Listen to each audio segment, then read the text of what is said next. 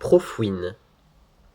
Les pilules avaient nourri, nettoyé, régénéré tout son être, et la fouine avait enfin une vision claire de sa véritable destinée. Il se libéra de ses chaînes métaphoriques, en arrachant les tuyaux à liposuction, enfoncés dans sa bedaine. Il s'élança vers la lumière. Éperdu, il riait. Tout était si simple, si clair. Grâce à sa graisse, il allait fonder l'école dont il avait toujours rêvé au tréfonds de lui.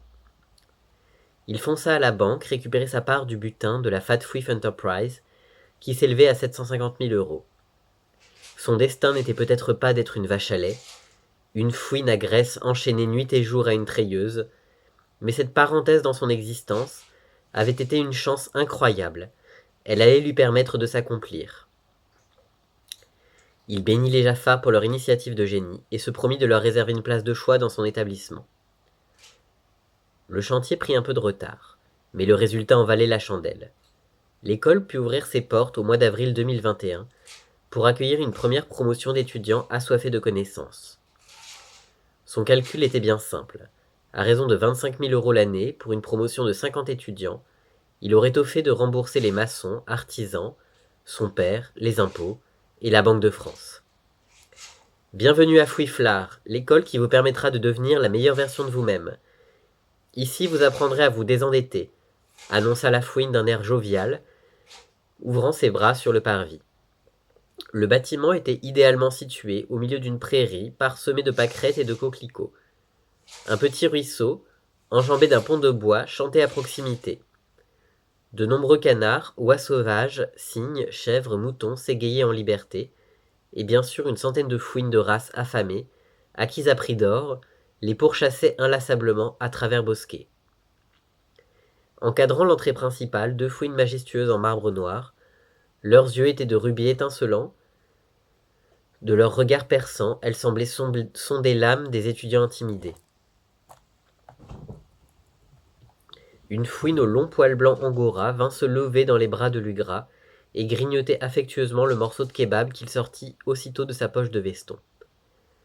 Lugra avait formellement interdit à Graminet de s'occuper de la décoration intérieure des salles et lui avait octroyé un unique espace d'expression artistique, la salle commune de la maison Pouf-Minette.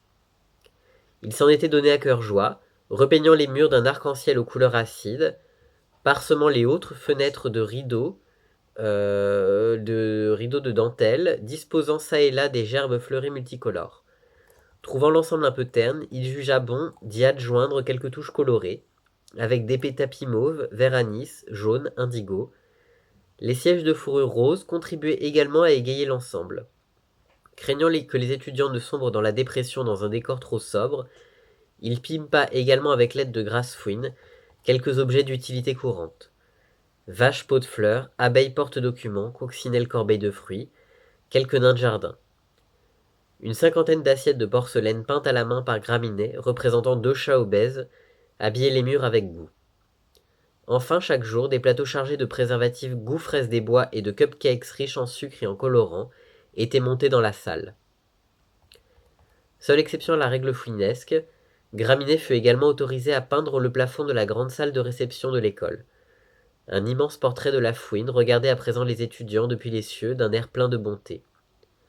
Ces globes oculaires consistaient en deux appliques lumineuses qui éclairaient les dîners d'une lueur rouge, propice à la réflexion et à l'expression du génie. Le style de la maison Migras d'or était davantage dans la retenue. Les cloisons, les canapés, les tables et les lits étaient tout simplement faits de livres de philosophie, de thèses épaisses et de shonen homo-érotiques. Pas de confort ni d'intimité superflue. Le maître mot était lire, baiser, écrire, et rebaiser. Les membres de la maison s'adonnaient à l'étude avec ferveur, et les pages de chaque ouvrage étaient comme engluées.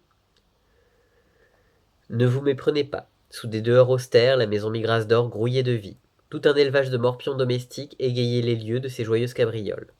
Un portrait géant de Judith Butler, demandant le mot de passe, la structuration des possibles dans l'œuvre de Pierre Bourdieu, régulait l'accès à cette salle. Parfois, Migras venait vérifier que les règles étaient correctement appliquées, distribuant bons points, coups de fouet et coups de trique. Il les aidait parfois à prendre leur douche aussi. Il était particulièrement intéressé par les progrès d'un étudiant prometteur nommé Victor Crum. Il était bien décidé à l'aider à explorer toutes les potentialités de sa grosse baguette magique. La scène commune de la maison serre d'idoles était surprenante elle aussi. Une idole géante en or à l'effigie de Grastari occupait 90% de la pièce, qui serpentait donc tout autour. Chaque jour, la fouine en colère tentait de venir détruire l'otarie d'or et châtier les idolâtres. Mais rien n'y faisait. Grastari et ses adorateurs, qui dormaient peu et prenaient beaucoup de coke, la reconstruisaient inlassablement chaque nuit. La statue tenait dans sa main droite un jeu du phénix, dont la boîte d'un velours bleu profond était ouverte religieusement chaque soir pour interroger la destinée et les choix de vie d'un étudiant. Dans sa main gauche, une coupe immense où venaient se purifier chaque matin les fidèles. De sa bouche ouverte, en un rond menaçant, jaillissaient des flots de vin rouge qui emplissaient la coupe. Pour éviter son débordement et par conséquent l'inondation, il était donc nécessaire de s'y abreuver régulièrement. Son immense vulve caverne était tapissée d'une mousse moelleuse sur laquelle les étudiants pouvaient venir s'assoupir, cuver et attraper quelques mycoses. La maison Fouinard n'était pas la moins intéressante. Elle soumettait d'entrée de jeu ses membres à une forme d'épreuve initiatique, car pour y accéder, il fallait se frayer un passage au milieu d'un monceau incroyable de chaussettes sales, tickets de caisse remontant à plusieurs années, peluches, objets électroniques, factures et documents, emballages de kebab, miettes, préservatifs usagés, yaourts aux fruits périmés, cartes de jeux de société dépareillées, animaux desséchés. Une fois dans le labyrinthe, il fallait alors réaliser qu'il n'y avait rien derrière ce chaos, que la vérité était bien là, parmi les objets alentours. Ce voyage spirituel, réitéré chaque jour, permettait aux étudiants de se détacher de la vacuité des biens matériels, de la vanité de la décoration et du bien-être, pour consacrer uniquement leur temps éveillé à la lecture de manuels d'économie ou d'informatique et au visionnage de l'intégralité des séries disponibles sur Netflix. C'était seulement à cette condition qu'ils atteindraient la connaissance suprême et rentabiliseraient leur investissement. Profin.